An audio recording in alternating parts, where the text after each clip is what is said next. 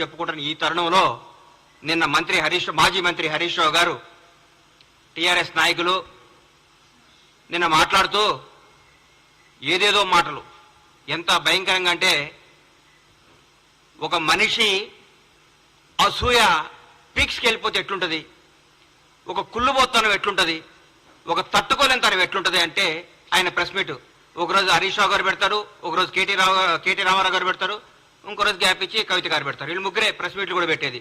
ఎందుకంటే టీఆర్ఎస్ నాయకులకు తెలుసు బ్రహ్మాండంగా చేస్తుంది కాంగ్రెస్ ప్రభుత్వం.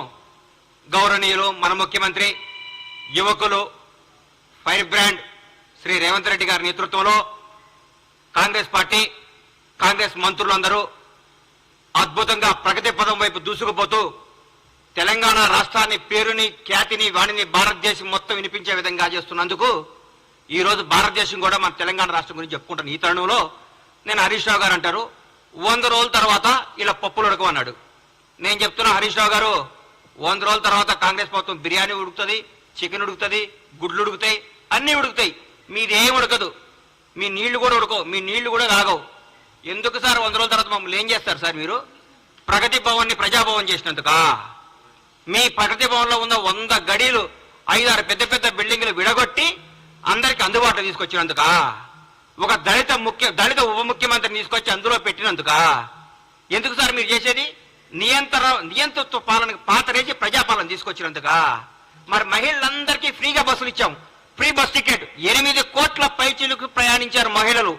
మాటల విషయం కాదు ఇది.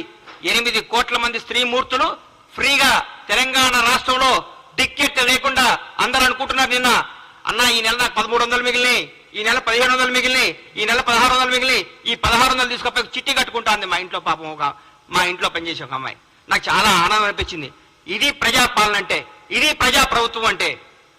10 లక్షల రూపాయలు మేము ఆరోగ్య బీమా కింద పంపించినందుక మీరు ఏం చేస్తారు సార్?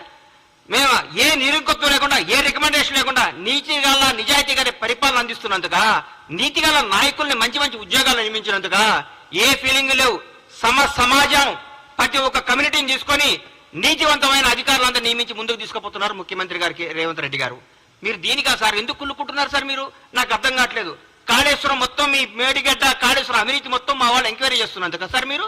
మా మంత్రులందరూ మా ముఖ్యమంత్రి గారితో పాటు కొలీగ్స్ అంటే అది బ్యూటీ ఆఫ్ డెమోక్రసీ అంటే చూపిస్తున్నాం కాంగ్రెస్ ప్రభుత్వం.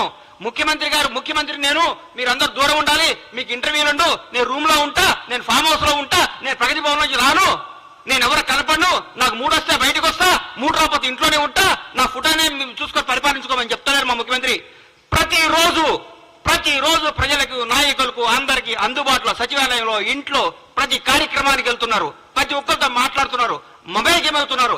ప్రజా ముఖ్యమంత్రి అందుకా సార్ మీరు మమ్మల్ని 100 రోజుల్లో మమ్మల్ని మా పప్పులు అడుకొని చేసేది? ఏం చేయమంటారు? మమ్మల్ని పడుకోమంటారా? అవినీతి చేయమంటారా? మీ దగ్గర ఒక మంత్రి ప్రెస్ మీట్ పెట్టాలంటే మీ దగ్గర పర్మిషన్ తీసుకోవాలి. మీ దగ్గర ఒక ఎమ్మెల్యే మాట్లాడాలంటే మీతో నోటు పెట్టాలి ముందు. మీకు సార్ అని ఇట్లా నోటు చేస్తున్నా, దయచేసి పర్మిషన్ పెట్టొచ్చా అని మీరు మీ సారో ఎవరో చెప్తే అప్పుడు ఒప్పుకోవాలి. మీరు అది పెట్టలేదు. ఈ గత 10 ఏళ్లలో మీరు ఎంతమంది మంత్రులు ప్రెస్ మీట్ పెట్టారు? ఎంతమంది మీరు వచ్చి ఢిల్లీకి వచ్చి కార్యక్రమాలు చేశారు? నేను అంటారు ఈ పార్లమెంట్ లో కంపల్సరీగా